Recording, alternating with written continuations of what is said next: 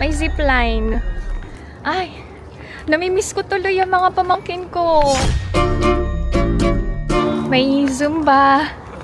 Namimiss ko tuloy sila nanay, Auntie Melinda and si Tita Kim.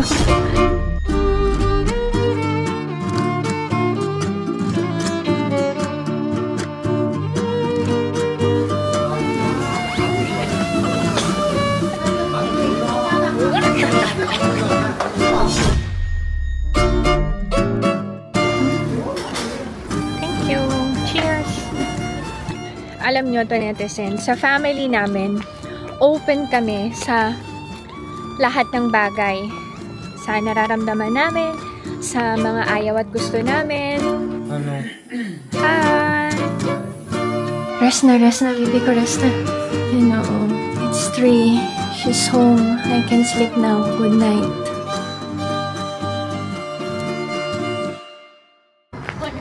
Annyeong! Hi everyone! Welcome back to my channel and this is my life in Korea. Samahan nyo kami.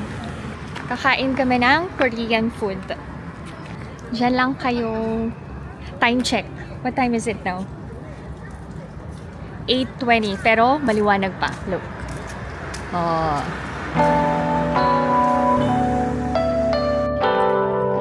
Share ko lang sa inyo to, netizens. Every summer season, ino-open ang public water park.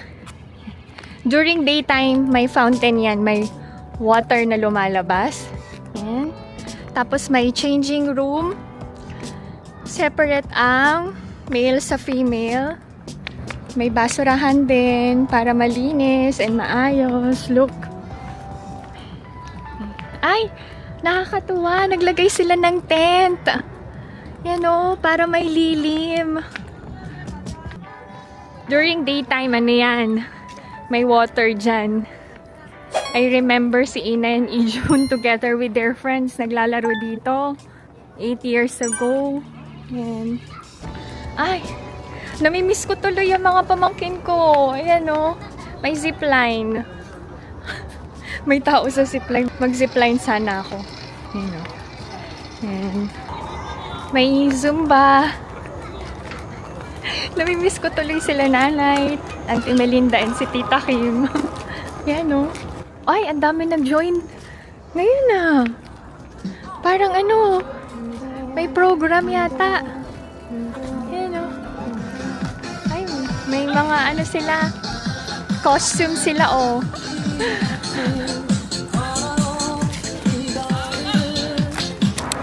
Kung nandito sila Tita Kim, nag-join na sila sa Zumba. Lambot katawan nun ni Tita Kim. Sana all.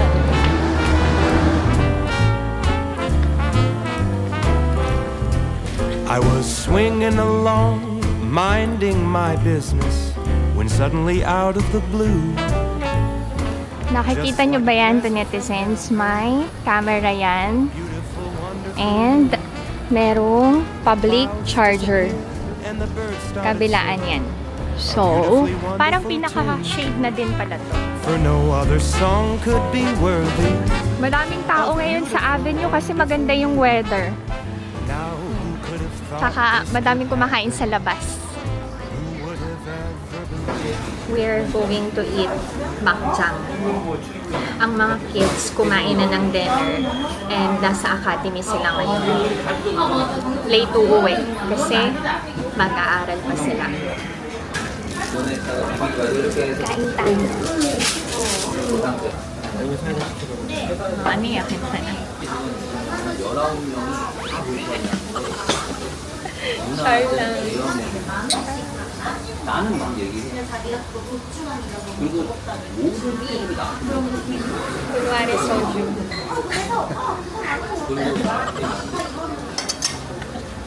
Tawa.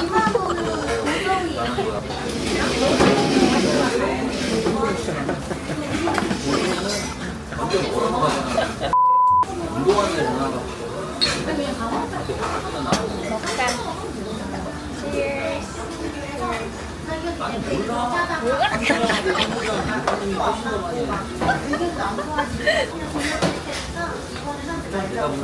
Pag ako nag-soju, 아니 왜 따라서 malalasing ako kagad. There, cheers na cheers. 어딘지 알아? 이번 알아? Ang tagal ko nang hindi uminom talaga to Netesing. Nung college ako and hanggang nagtrabaho ako, nagpa-party-party pa kami ng mga college friends ko. Nagka-clubbing kami. Tapos uuwi ako ng lasing. As in lasing. Alam niyo, ang bait ni nanay kasi hindi naman siya nagagalit. Uuwi ako ng lasing tapos magsusuka pa ako pag uwi. In fairness kay nanay, inaasikaso niya ako kahit lasing ako.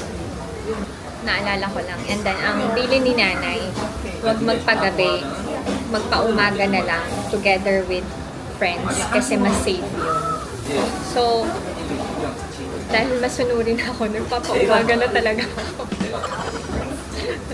Anyway, after naming mag-club ng mga friends ko, magtatambay kami sa 24 hours na Jollibee or McDo. Ganon.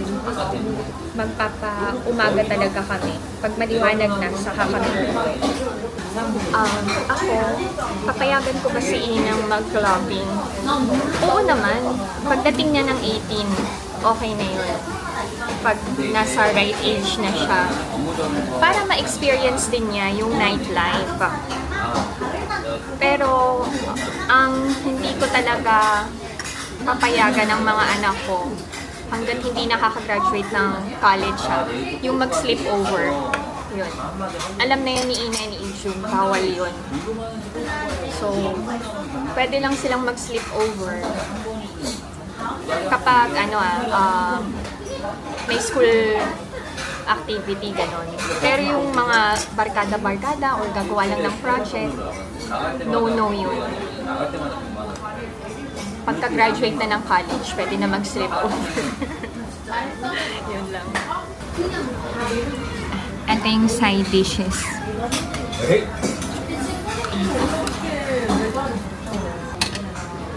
Okay. This is the makchang. Gagawa siya ng wrap.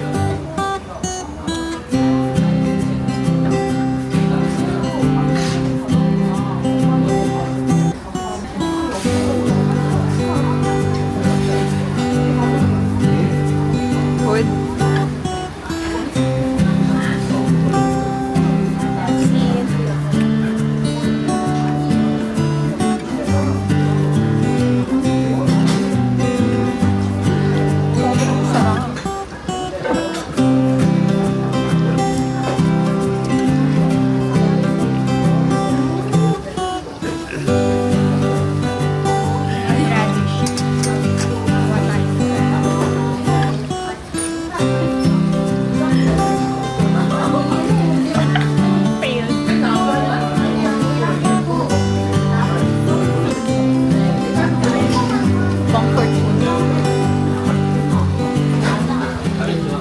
Pwede itong i-dip dito. Mayonnaise.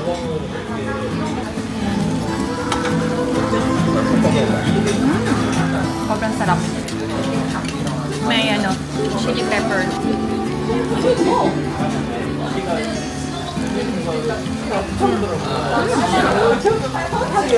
Sobrang sarap.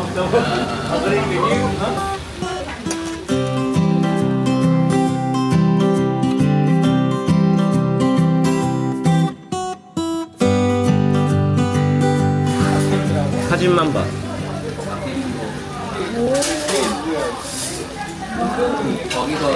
좋네.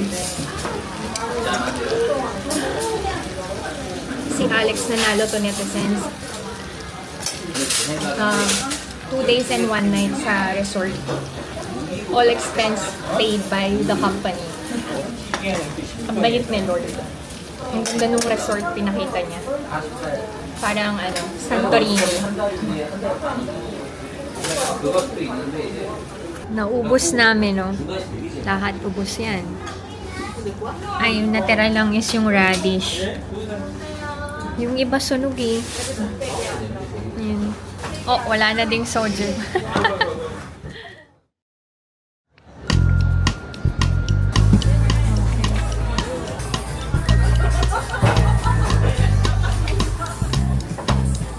Thank you. Cheers! Alam nyo to, netizens, sa family namin, open kami sa lahat ng bagay.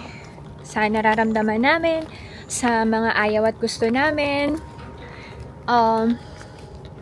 Okay lang yon na i-express. So, may video ako na nagtampo ako kay Ina kasi inuna niya yung pag-aaral kaysa dun sa dinner ng family namin. Alam nyo, okay lang sa akin yon na mas nag-aaral siyang mabuti. Ang hindi okay is yung pag-break niya ng promise. Kasi usapan na namin yon na magda-dinner kami together. So, yun yung hindi ko nagustuhan. Kasi ako, I always keep my promise. And tinuturuan namin ng mga kids na importante na wag sirain yung tiwala, yung usapan, yun. Even yung pag may meet up, importante na hindi malate sa usapan. Tatawid muna ako. And alam nyo, okay lang yung tampo-tampo kasi talagang nagtampo ako sa anak ko eh. Alam nga namang i-invalidate ko yung nararamdaman ko. Eh, may tampo talaga ako. So, nang nag-apologize si Ina, sabi ko sa kanya, alam mo ba kung bakit ako nagtatampo sa'yo? Kasi kailangan niya malaman yun. Para hindi na maulit. And para mas maintindihan namin yung isa't isa. Sabi ko sa kanya, okay lang yun na nag-aaral kang mabuti, pero sana nagsabi ka. Yun. I think importante na i-acknowledge and i-validate yung nararamdaman ng mahal nyo sa buhay. And nasa maayos na pag-uusap naman yan.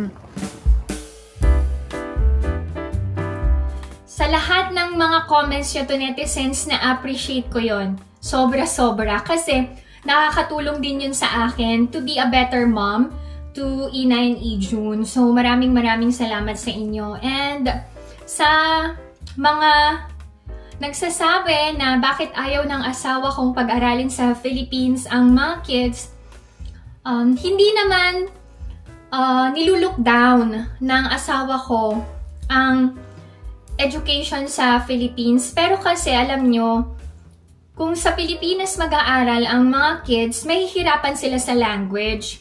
And mahihirapan din silang makahanap ng trabaho dito sa Korea. Kasi may mga kakilala ako na ang mga anak nakagraduate sa Philippines pero hindi makahanap ng trabaho dito kasi hindi nire-recognize ng Korean companies yung school from the Philippines. And aminin naman natin to, netizens, ang Korea ay advanced talaga compared sa Philippines. Ang mga kids ko, quality ang education kahit nasa public school sila nag-aaral. All provided. So, yun. Huwag kayong magalit sa asawa ko. Kasi, hindi naman niya talaga nilulook down ang Pinas. Kasi, I came from Philippines eh. Pero alam niya kasi, yung sistema ng education sa Philippines and Korea. So, yun lang to, netizens. And si Alex ayaw din niyang mapalayo sa mga kids. Kasi kung sa Philippines sila mag-aaral, of course, hindi namin siya makakasama sa Philippines because he has to work here in Korea. And ayaw yun ni Alex. Kasi ayaw niya na malayo sa mga kids. And of course, sa akin. Sana nasagot yung tanong. Another question, ano ang gustong kunin na kurso ni Ina sa college? Sabi niya kasi, yung related sa design. So, it's either engineering yan or architecture. Para pareho sila ng field ng APA niya. And I think magandang idea yon para matulungan din siya ng APA niya na makapasok sa magandang company. Hopefully, magkasama sila ng APA niya sa Samsung company, diba? Amen. Anyway, before I end this video, gusto ko lang mag-thank you kay Ate Deng kasi ang dami niyang gifts sa akin. First, itong white gold earrings. So, yan. Thank you so much, Ate Deng. Hindi mo ko nakakalimutan. And meron din akong yellow and black coat from Ralph Lauren. Yan. Thank you so much. Perfect for winter. Okay, gusto makita ni Ate Deng na suot ko tong yellow blazer pala tong. Yan. Ay! Uy. Okay. Sakto to. Thank you so much. Diba? Gamitin ko na. Para hindi nakita yung bilbil ko. Busog na busog to, netizens. Thank you so much. Thank you, Lord. Okay, and then, alam nyo ba, to netizens, grabe, yung Trader Joe's na tote bag, sobrang pinipilahan. So, si ate, binigyan ako. Oh. Meron akong mint green, meron akong pink, and I think ito yung signature. Meron na ako nito. Bigay din ni ate. Then, another. Okay. Trader Joe's. Even mga Koreans, bumibili nito.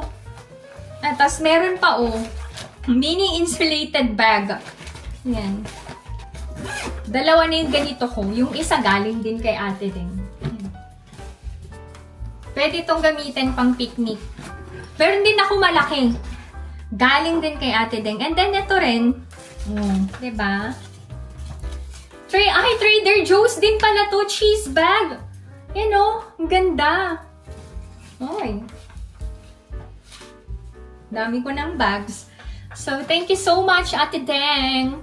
I love you. Balik ka ng Korea ulit.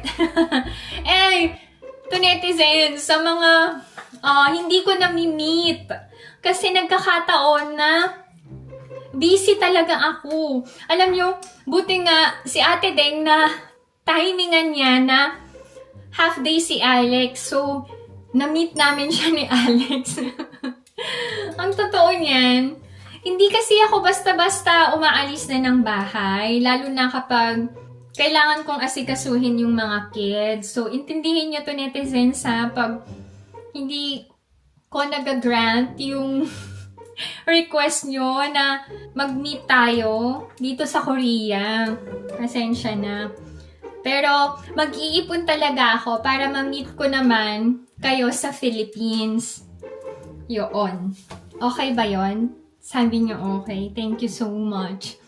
Nandito na si Ijun na kailangan ko siyang handaan ng merienda niya. So, bye-bye na to netizens. See you sa next vlog! Thank you! Kasi nandyan lang kayo. Huwag kayong magsawa. And support niyo lang ako. Mag-iipon talaga ako kasi gusto ko kayong makasama to netizens. Bye! See you sa next vlog. Bye-bye! Ay, kumusta yung allergy ko? Umokay na. Pero, mayroon pa akong gamot na iniinom. Hopefully, hindi na ma-trigger ulit. Bye! Hello. Hi! Hi. Okay. Time check to netizens. Past 1 a.m. na. Pero wala pa si Ina.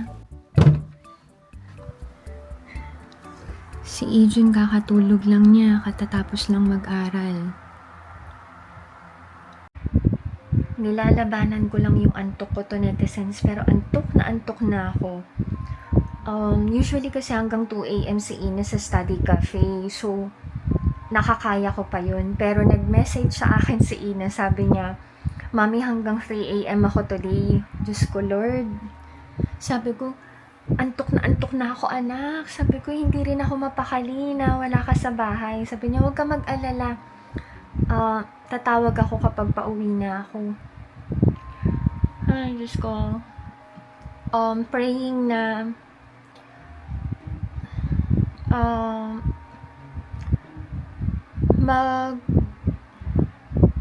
maging maganda yung result ng finals ni Ina and Ijun. Si Ijun din last night hanggang 2 a.m. din siya nag-aral.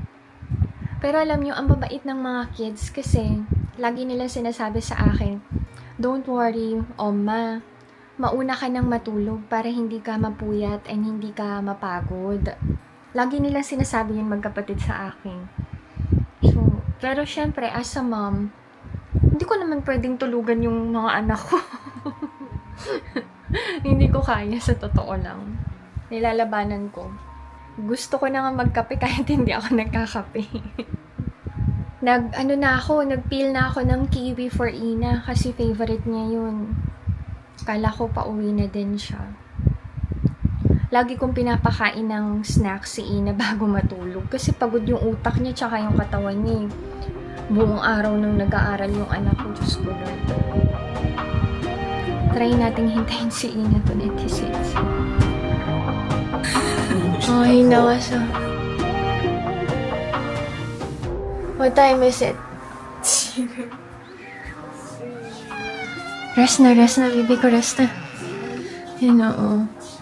It's 3. She's home. I can sleep now. Good night.